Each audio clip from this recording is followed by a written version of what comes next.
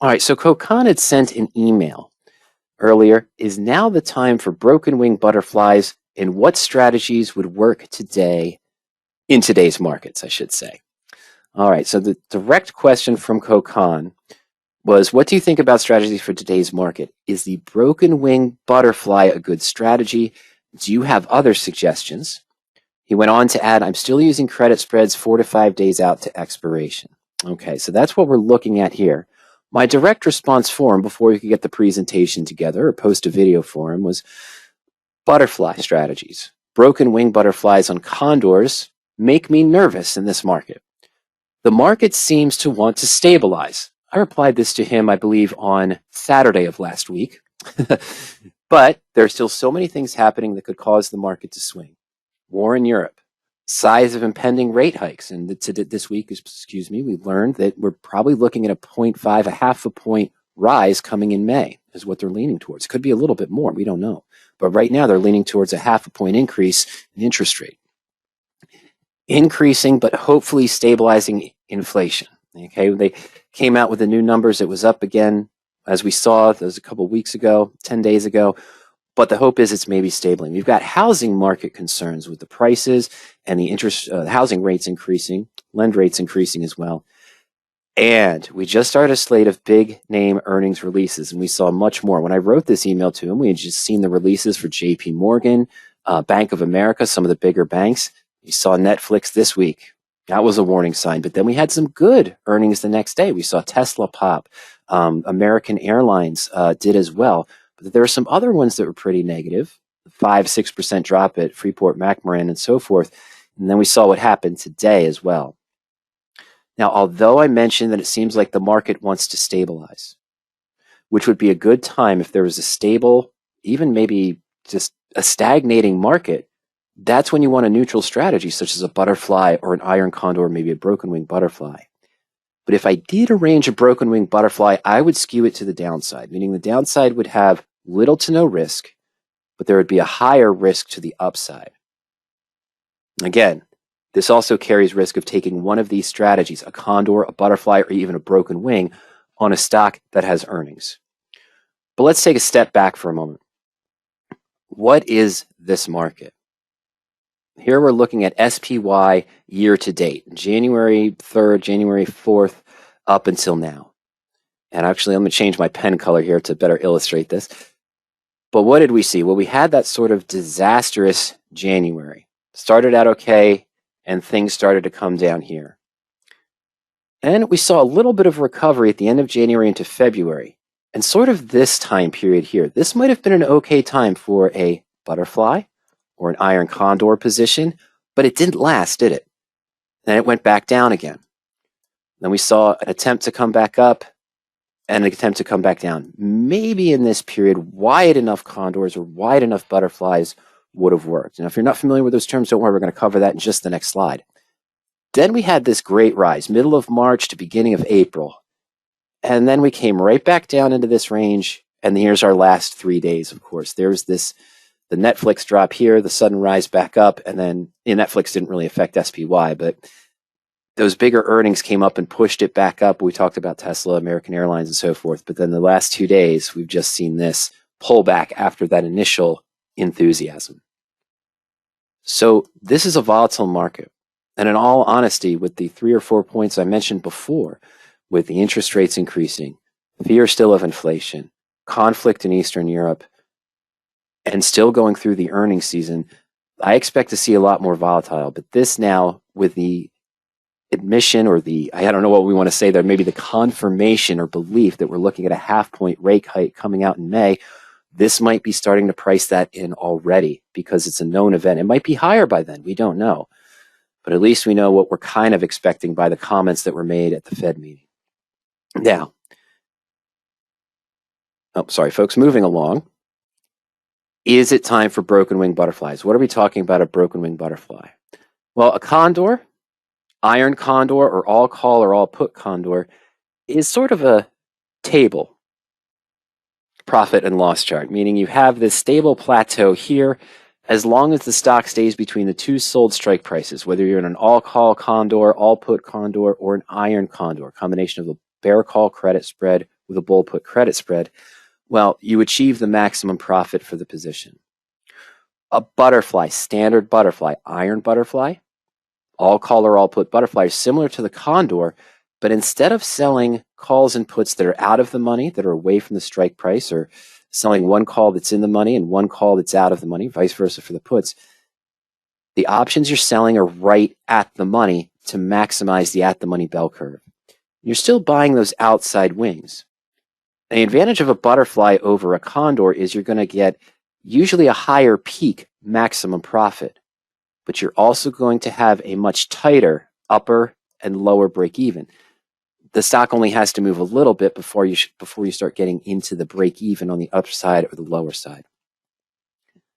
The broken wing butterfly would be the same structure in a sense as the all call, all put, or iron butterfly, but you're going to use wider legs to one side, which means that this side could have a potential for a gain even if the stock falls, or minimal to no loss, but you're taking a much higher potential loss to the upside due to the wider spreads. You can set it up to be a bullish skew or a bearish skew. What we're seeing here, of course, is a bearish skew broken wing butterfly. Let's take a deeper look. Standard butterfly, all call butterfly, for example. Taking Tesla. Why am I taking Tesla? Well, I'm taking Tesla simply because it already passed its earnings. I would not recommend doing a butterfly, iron condor, even perhaps a broken wing butterfly as an earnings play because there's too many unknowns that are available. Tesla, this afternoon. This is kind of funny, but it ended up okay. Around 3 o'clock, 3:15, Tesla was trading at 10.10. How would I create a standard butterfly, an all-call butterfly?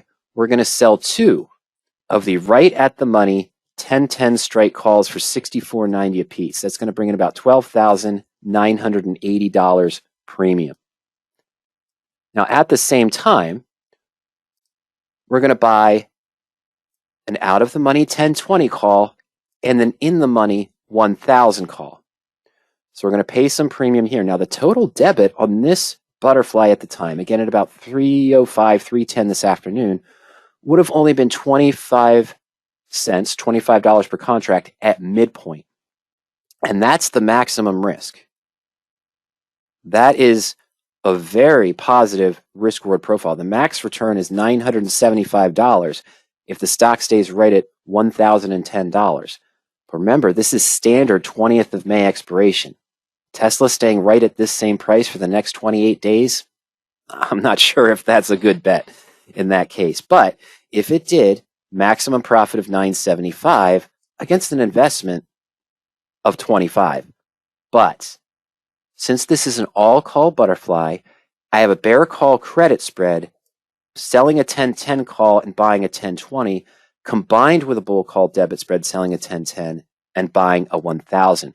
So I have to cover that 1,000-point margin requirement for this 10-point spread, the bear call side. And if I did this with puts, I'd have to cover the margin on the bull put side, which would be the same because this is an even strike. So again, great looking risk to reward profile initially. Small range of profit. Look at our break evens. The stock's at 10.10. The upper break even is at 10.19. Makes sense. Only about a 10-point movement up, 10.1975. And the lower break even is at 1,025, 10 points down. This is Tesla, remember. Could easily move 10 points in a day, 10 points in an hour, 10 points in a minute.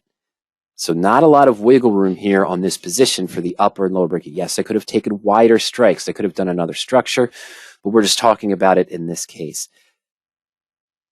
Because of that low movement, although the risk-reward profile looks great to potentially make $975 to only risk $25, although I do have to put up $1,000 for the margin requirement, we're still looking at close to a 1-to-1 margin requirement to max profit ratio. But there is a higher probability that I'm going to be in these ranges over the course of the trade. And there's a much lower probability the stock's going to be trading right at this point over the next 20, 25, 28 days. Okay? This is the problem with the butterfly, is that getting the maximum return is probably only 0.5 to 1% of the time. You're here maybe 4 or 5% of the time. You're here maybe 10 to 15% of the time. You're in this range maybe 40% of the time. So you're still making a profit, but it's a little lower. And you're out on this range maybe 20% of the time, and this range about 20% of the time as well. It requires management. You don't put on a butterfly and walk away and then come check it 20 days later to see if it's okay. You're going to have to make movements, whether it's an iron butterfly, all call butterfly, or all put butterfly. It requires some management. Okay, it's much more management intensive. In any case, to Khokon's question, with the market where it is, volatility where it is, know what a butterfly is, all call, all put, have the similar risk reward profile. What would a broken wing butterfly look like?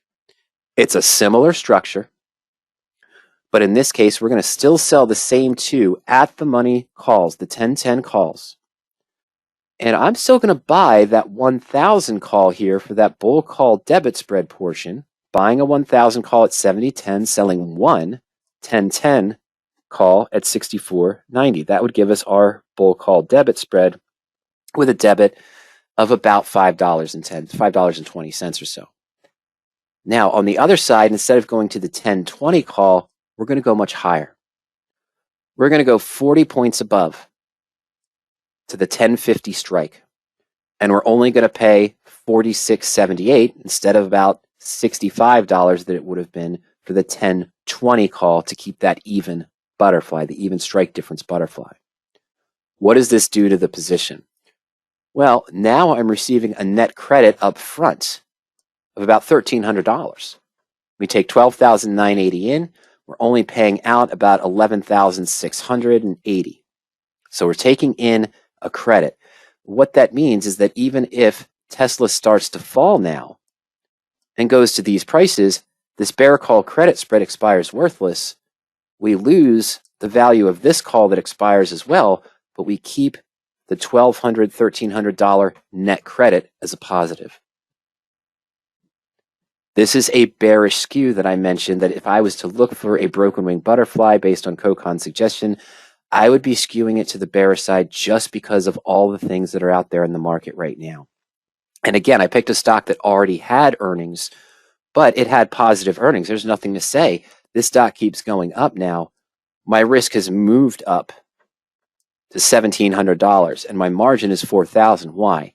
Because this is now a 40-point spread from 10-10 to 10-50 rather than the 10-point spread. You can still make the max return is higher, of course, if it's right here, because we get success on the bull call debit spread side, and the bear call still expires worthless. But again, 0.5 to 1% of the time, you're going to be there at that peak. But it's, what is this profit here? It's the $1,000 from the bull call debit spread side, the 1,000, 10-10 strike, here, bull call debit, plus that $1,292 net credit that we receive. This takes a higher risk in one direction, which you have to decide how comfortable you are with the volatility of the market, swings that are going on, and how could positive earnings from stocks not even related to yours affect the market as a whole if it starts to bring it back up. We only have one break even instead of two. That's a positive. And it's still around the same range as we were looking at. It's at 1032 now. I'm sorry, it's a big wider break even at 1032 now here. So we have a much wider range of profitability from 1032 down to zero than we had with the standard butterfly. And we can profit in one direction if it moves. Now, of course, if you have a bullish skew, you could set it up differently. And you could set up this skew with an all put butterfly as well. Your bear put debit side would be the wider spread, and this bull put side would be the same 5 or 10 point spread as well. Okay, so going on real quick, comparison side to side. Here's our structures. Standard butterfly or iron condors. Look at the last year. This is not a neutral time. Now you can say, oh, but we've been in a range from 475 to 415. Yeah, that's actually pretty big, isn't it? That's a pretty wide range here. We know how volatile the market's been. Segments of the past 4 months might have been okay for a butterfly or an iron condor, but you would have gotten killed here. Maybe been okay for 3 or 4 days here, but gotten killed on the upswing. Been okay here, gotten killed here. Been okay here, gotten killed here, here, here. Probably been okay here, trouble here, gotten killed at this point, and gotten killed today in the last 2 days. And that's just the nature. With a bearish skew, just like we talked about in January, just like we talked about in other strategies, with a bearish skew broken wing butterfly, you would have had a good month here, just as the bear put debit spreads we discussed, bear call credit spreads that we had presentations on in January. Might have gotten hurt in this range, but would have gotten it back here. Probably would have had to do some management here, been okay here, would have taken huge losses here. You would have to done a lot of management here, and then you'd be successful here. So I'd say you're a little bit above a break-even point. It's just a guess. I haven't run this. I might try to do that month by month with SPY to see what a bearish skewed broken wing butterfly would have done every 15 to 20 days and how much management would have been involved in these situations. It's a little bit advanced for what we need to do today. But that's kind of what we're looking at with this volatile market. Am I saying that we're truly in a bearish market? Well, one thing that we know, one thing that is commonly talked about is what is the one thing that we're seeing? Well, sort of with the exception of here. We had that high at the beginning of January before the first decline. Climbed back up to here, climbed back up to here. At this point, what were we noticing? Lower lows, larger lows, I should say higher lows in that sense, lower lows and lower highs. We're not hitting this point anymore. We're not hitting this point anymore. We're down to here now as a high, but we do kind of correct that. This great run that we had in March, great time for bull puts it was, bull call debits, but it didn't last more than 10 days to 2 weeks at a time. And then we entered back in this hesitation, and then we're back down to here, where the bullish strategies are getting crushed, bear put debits, bear call credits doing okay, a bearish butterfly at this time, broken wing butterfly, excuse me, bearish broken wing butterfly, would have done better, okay? So that's, as I said in my initial email, these types of strategies, iron condors, butterflies, even broken wing butterflies, make me nervous in this market because it is relatively volatile. So to answer Khokon's question, what other suggestions or strategies do you recommend at this time? Well, as you've heard me say ad nauseum, in these types of markets, in these types of bearish swings, the most important thing is to manage your current positions. Roll or protect your covered calls, your cash secured naked puts, your married puts or collars. Hey, you've got protection in place. Try to get some premium off of those as the market's declining to help lower that initial at risk. Look to do additional management as is discussed in the blueprint. A question that's going to come in a little bit. Look for ways to ensure the total portfolio for uncertain times.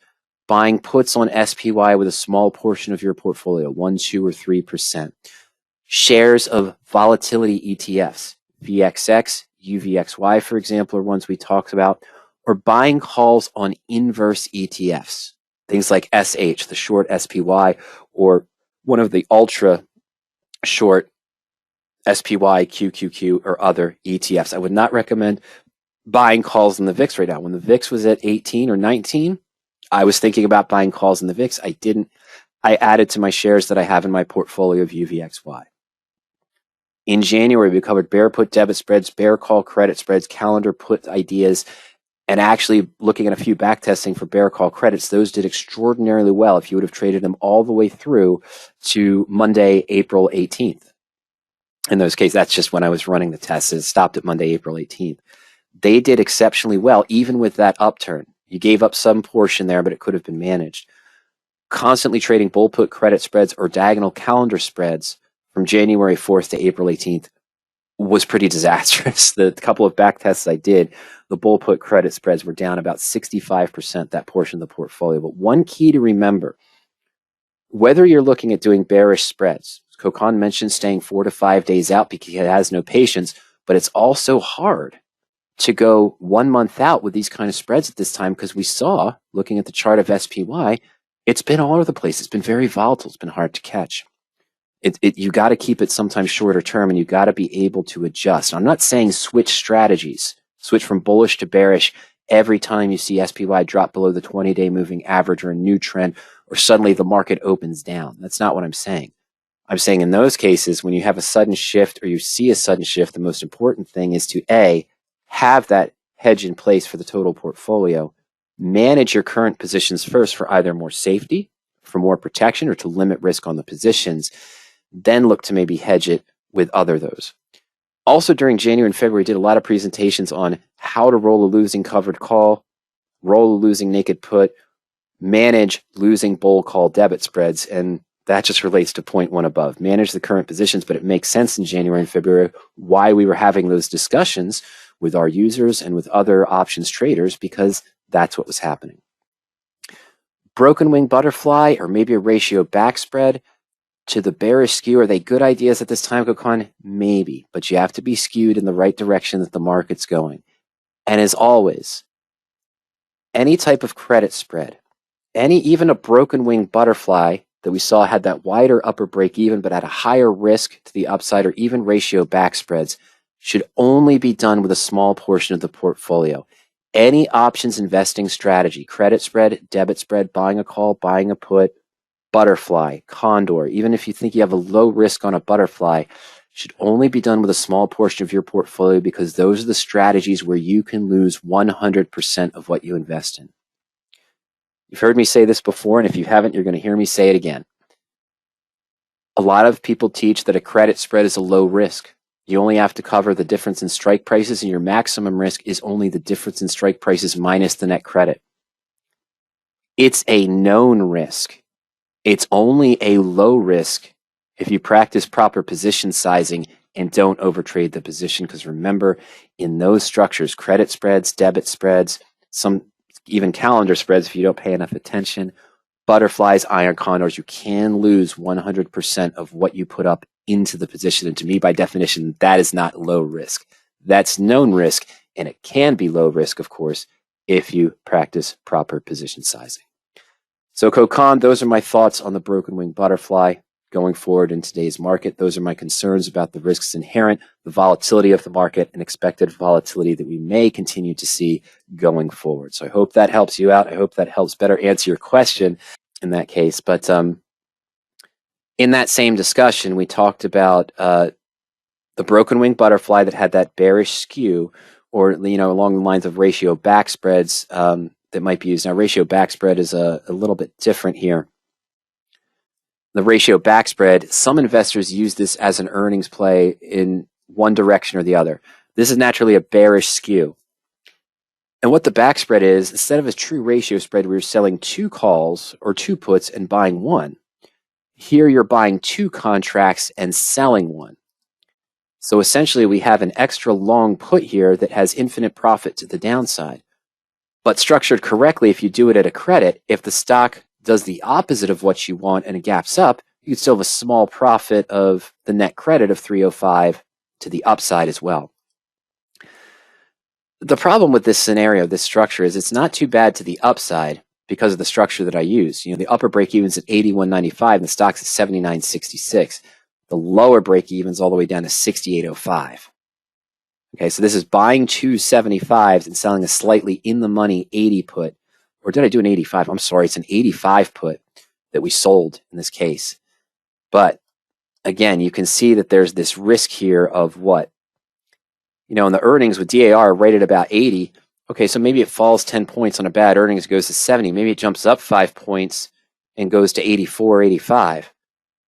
But everywhere else in there, if it's just a 3%, 4%, 5% movement on earnings, you're in this death valley. That's sort of the risk that comes in with that not the broken wing butterfly, but the ratio back spread we had mentioned on that previous slide for Khokon as an earnings play. You can skew it both ways and you can do different structures and everything to try to get what you want. But this death valley is what really hurts these positions if you don't see the big enough move that you wanted. Earnings could disappoint and the stock could only fall 4 or 5%. That's not enough yet. That's not enough yet. Or it could gap up just 3 or 4 or 5%. That's enough to maybe get you to break even, but it's not enough to get to that profit range here. So again, it's kind of stuck in that death valley area in those situations. It kind of makes that ratio back spread. I just wanted to clarify that because we discussed it on the slide with Khokon. I'll probably cut this little section out and put it in there.